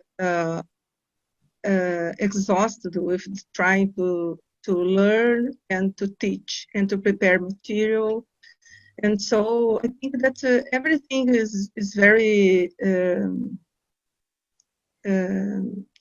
it's an effort for us. I think that's it. Thank you for that. So there's a few comments about student attendance online. Let's have a little chat about that. So for me, in my end of the world, I know when we had face-to-face lectures, we had a challenge with students getting to the lecture on time. For us, the whole online pivot has been really positive in that, because we do have larger numbers of students who turn up for the Zoom lectures. But there is another conversation that's happening at our university at the moment, and that is whether we actually need lectures, whether the lectures should be videos. So let's have a chat about that. Adam, what do you think? So I'm gonna start the ball rolling on this and say, so as part of our medical course, when it was face to face, our lectures aren't compulsory. So students can come and they're not recorded. Students can come if they choose to or not to. They're there to supplement their learning.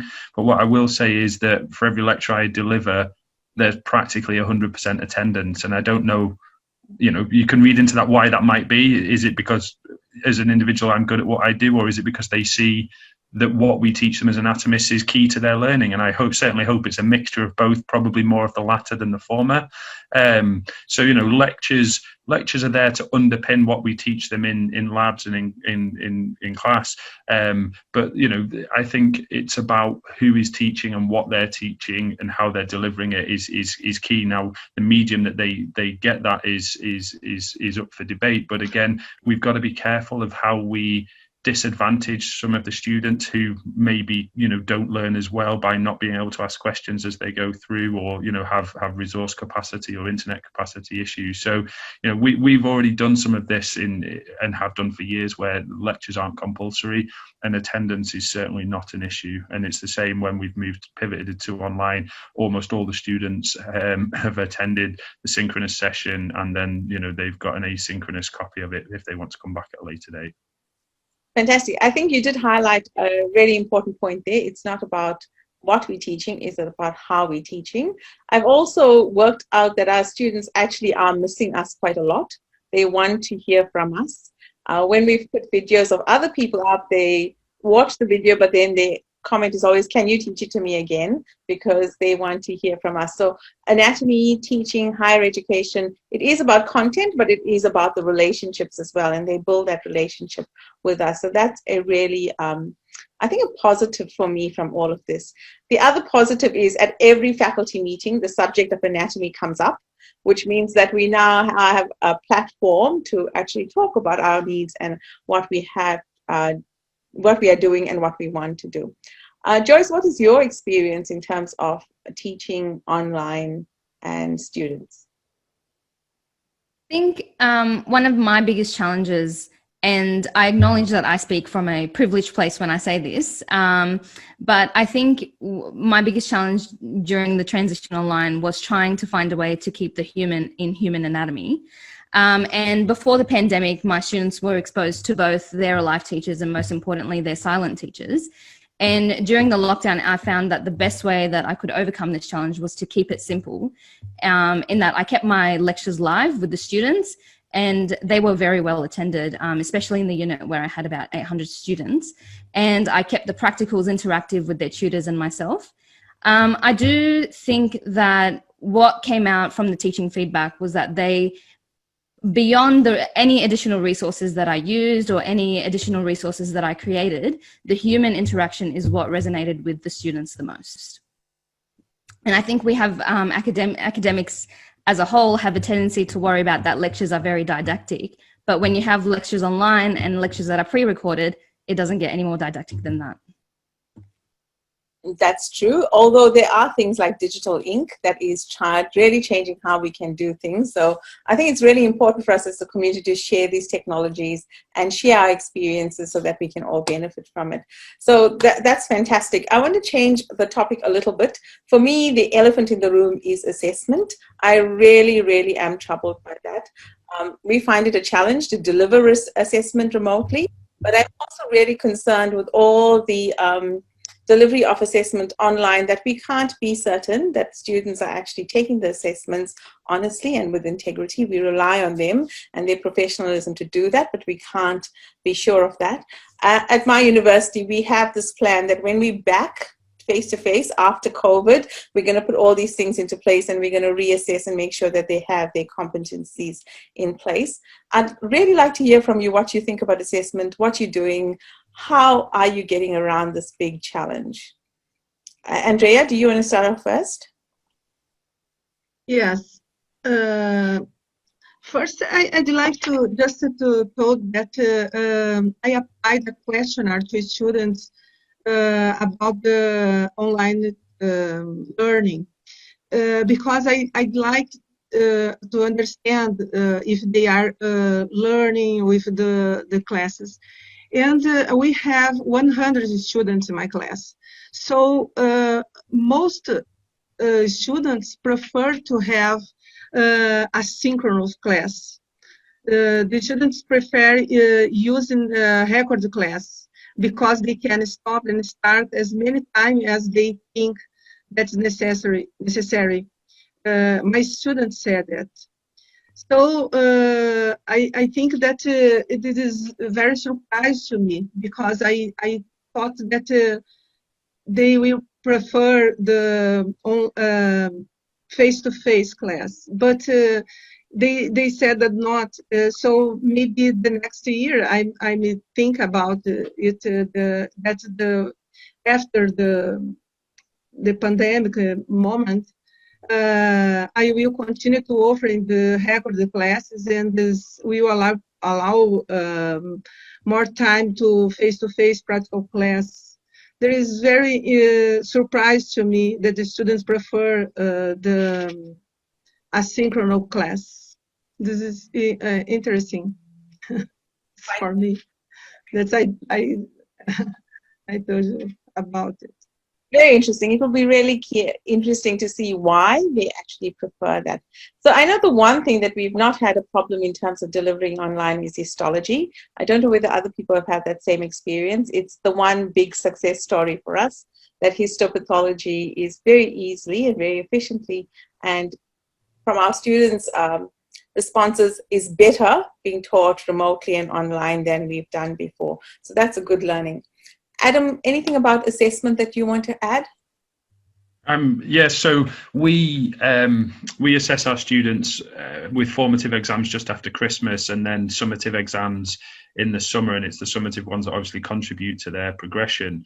And when COVID hit in March and we went into lockdown, obviously the big panic for students is how are assessments going to be facilitated, how are they going to be ranked? And so we already run our assessments electronically, but they're sat in an exam hall to do that in terms of sitting the exam. So the challenge for us was, how do we proctor those and get those so that we can make sure that they've not got notes and they've not got everything else.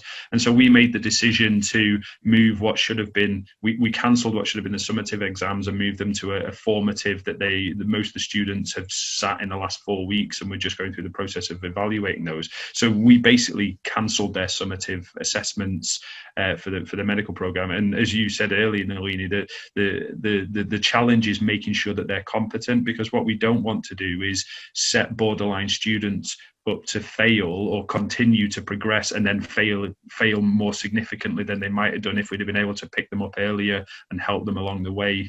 Those borderline students are really the ones that are at risk of becoming almost further behind because without those assessments, we can't monitor their progress. We can't keep tabs on their performance and give them, the coaching and the care that they need to redirect their learning. So our assessments being online or being electronic worked. We have done some of the assessments online recently. The formatives, students sat them remotely in their own homes.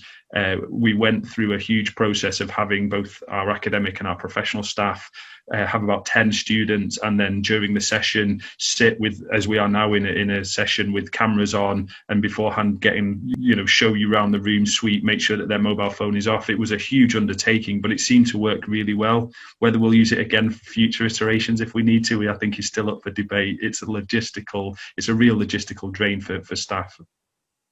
I totally hear you. It is a particular drain. We wanted to try that, but in Australia, particularly at our institution, the students protested quite heavily around that entire idea of any kind of proctoring.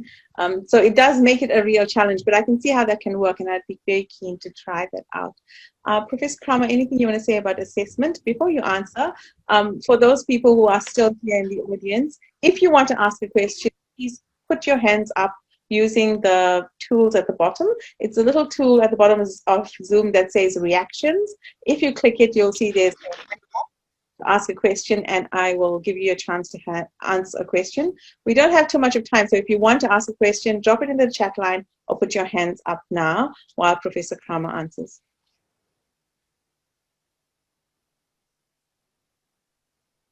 You are on mute. Can you unmute yourself, please? Sorry, I'll be very brief. Yesterday, the Anatomical Society of Southern Africa had its annual meeting in conjunction with WAD, and in the discussion on assessments, all institutions indicated that there was a problem with the honesty and integrity of the students. That was the guiding problem amongst everybody. So I've been watching the chats, and Bernard suggested going back to oral exams, which I actually have always preferred. This is obviously a very good way of getting around integrity.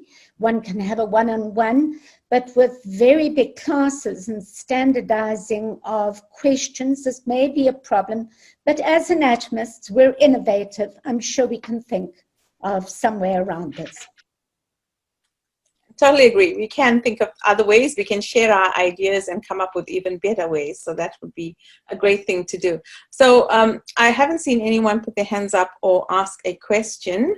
I am going to ask you all to just think about, what do you think is the future of anatomy? Obviously, things have changed.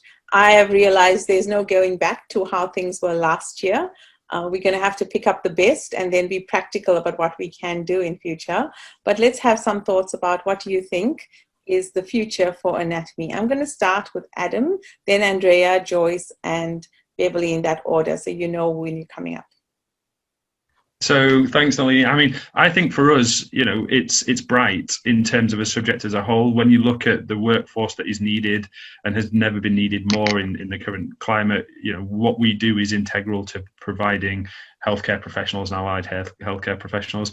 I think in the pandemic, it's shown us, I think as Joyce said earlier, about resilience, and I would add adaptability to that. You know, nobody is more articulate than the anatomy academics, because we spend so much time in front of our students in small group teaching, in lab practicals, in lecture theatres. So I think it's given a lot of us the incentive to innovate as part of our careers. And I think, you know, for us, the future is bright. It's going to be a very different future with a much more, I would suspect, a much more blended approach to, you know, electronic resources, online delivery, and then making the most of getting the students in the dissection labs when we can, you know, to learn from that aspect too. But I would say the future for us is very, very bright because of what we do when we're such a small, skilled group of individuals. So, you know, I have hope for us as a profession, and you know, I would echo everybody: keep fighting the good fight. It's been a tough 6 or 7 months, and it's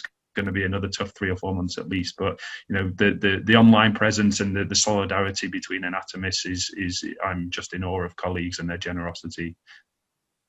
Absolutely. I totally echo what you're saying. The generosity of our colleagues has been amazing and has sustained us over many dips in this last 6 years. So I think the next person was Andrea.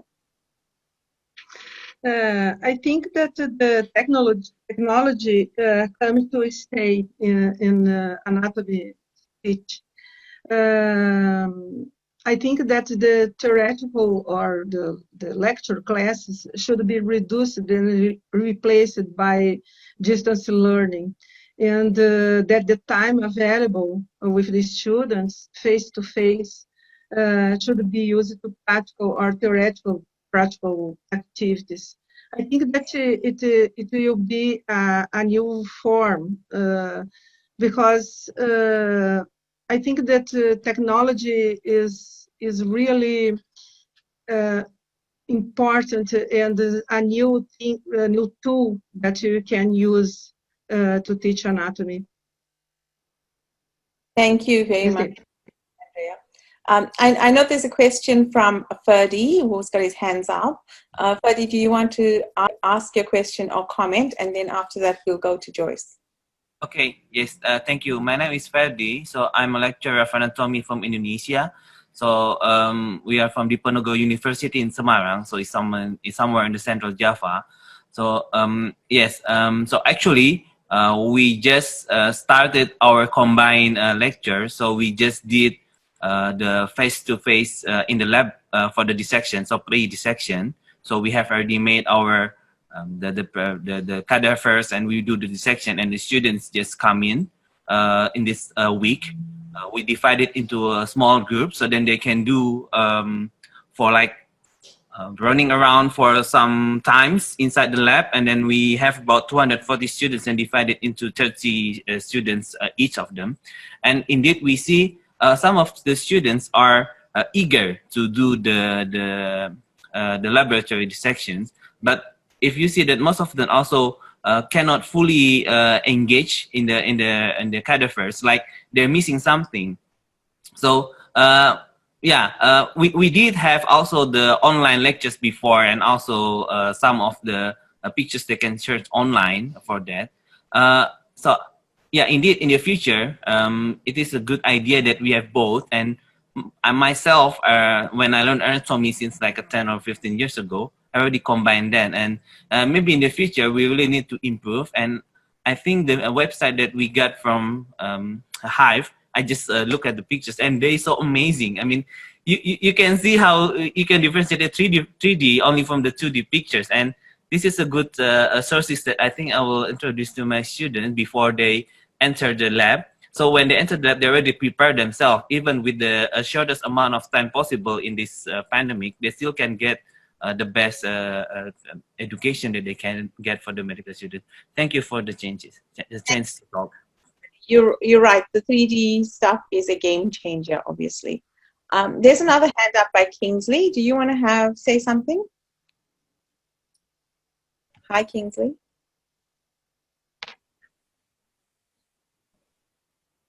No, if not Kingsley, there's another hand up. Ali, do you want to say something?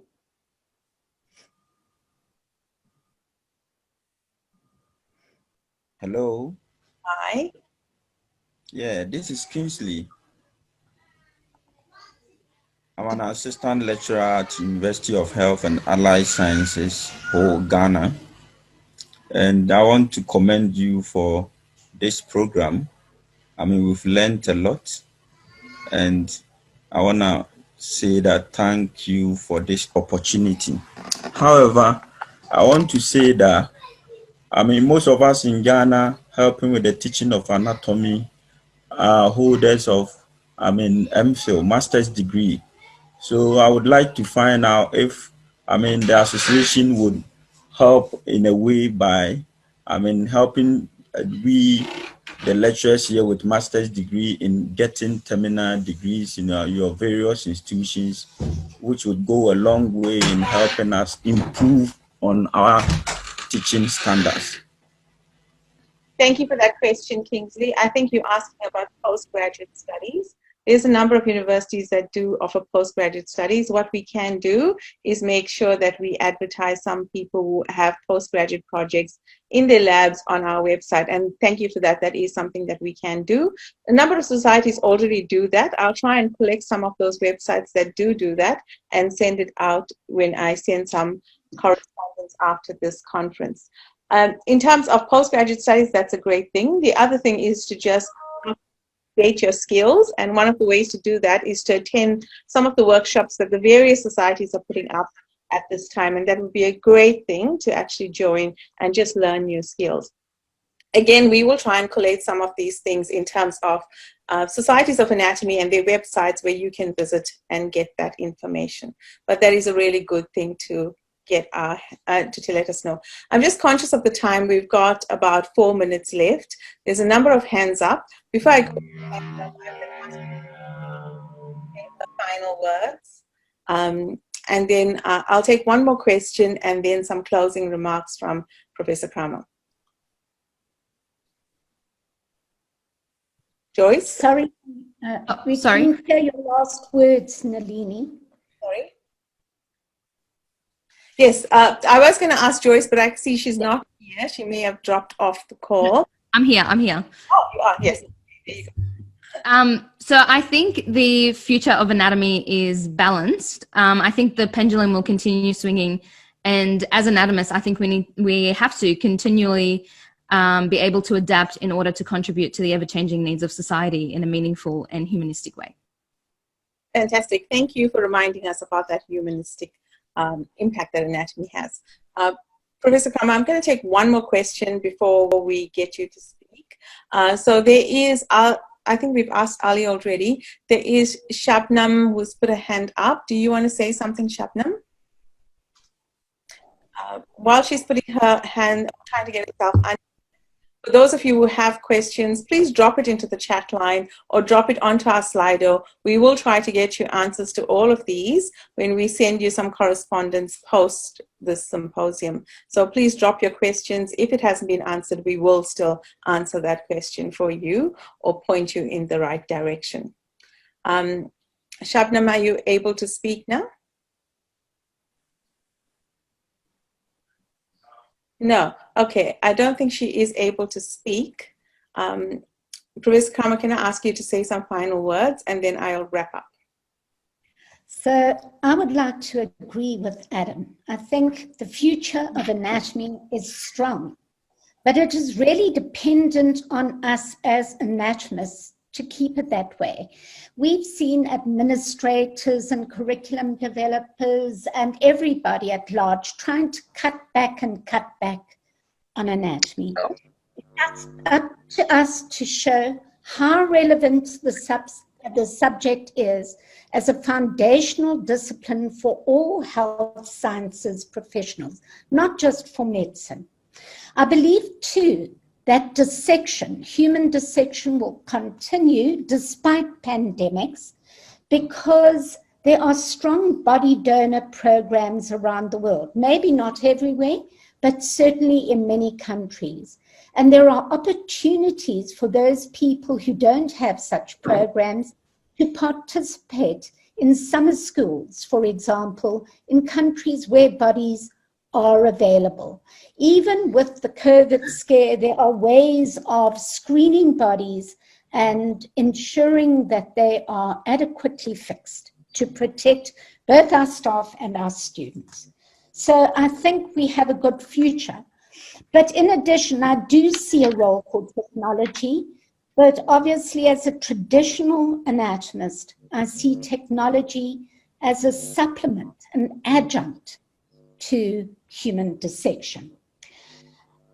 I say again, and I want to emphasize, that we as anatomists must stand together in keeping our discipline strong. And that is why the IFAA is there. It's there to support all the societies, member societies around the world, and individuals through their societies in finding ways to solve problems. In ending, Nalini, I really would like to thank you for an exceptional webinar. I really do think it's been of great value to all of us, seeing each other, coming out of isolation, speaking. It's sad we haven't had more time for discussion, but thank you so much, Nalini, for this wonderful idea.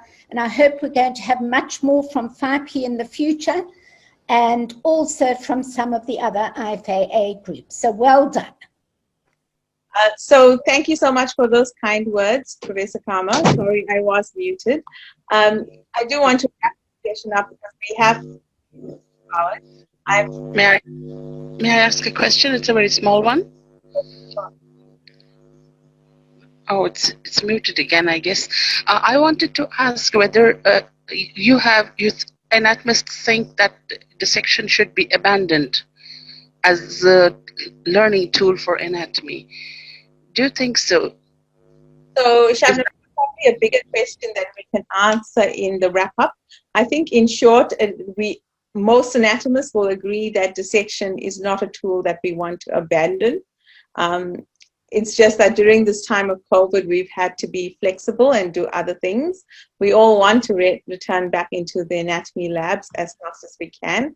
And I think we've shown that our students want to do that. Unfortunately, I think with all kinds of pressures, including institutional pressures and funding, for us in Australia, particularly because we depend on students that may not come back to the institution, that we're going to have to think long and hard about who does dissection, when do they do dissection, and how we do that. So it may not be as freely available as before. But that may be a discussion for early next year when we have another symposium and we can talk about it from different parts of the world again. So thank you once again for coming to this symposium. The response has been overwhelmingly positive. We had about 900 people register, a whole lot, hundreds on the webinar watching and the live stream, and we've had quite a number of you here. Thank you for your engagement. It has really been great, and we've appreciated that. I do want to end by just reminding you of a few things. Firstly, I want to thank our speakers, both Professor Gareth Jones and Professor Claudia Krebs, for an amazing talks that have encouraged us, but also given us new ideas and ways to think about the discipline going forward. I also want to thank the panel. Thank you for sharing your wisdom. I know each of you could say much, much more than we've asked you, and I'm hoping that people will tap you on the shoulders to answer some of their questions after this. I also want to, at this moment, remind you that we do have a symposium coming up, and that symposium is on the 2nd of December. It is a symposium that is focused on training people to do qualitative research. If you don't know what qualitative research is, it'll be great to come to that symposium and think about it. It's a very structured framework to use for qualitative research. It's not like quantitative research with numbers, it's slightly different. But if you are interested, if you are a young anatomist, if you are an older anatomist or more experienced anatomist, I should say, it is a very worthy set of skills to have. Lots of journals now want you to have really good methodologies with qualitative research. So please join that. 3 excellent speakers who will help us work through that and give us some basic training. I do want you to stay connected with us. If you are on Twitter, please join us with the hashtag AnatomyIFAA. We're hoping to bring you a whole lot of resources on our website, as well as ways in which we can stay connected a bit more. And more than that, if you are an anatomist and want to share and want to join one of our committees, please can you contact me. We are looking for people from all over the world with different skills and who can share their experiences. So please, if you are interested, contact me and we will try and put you into a committee where you could be helpful to the wider group of us. Again, thank you so much for joining us. It's been wonderful and I hope we're going to see each other again. I'm going to end this call very shortly. So bye everyone. Thank you.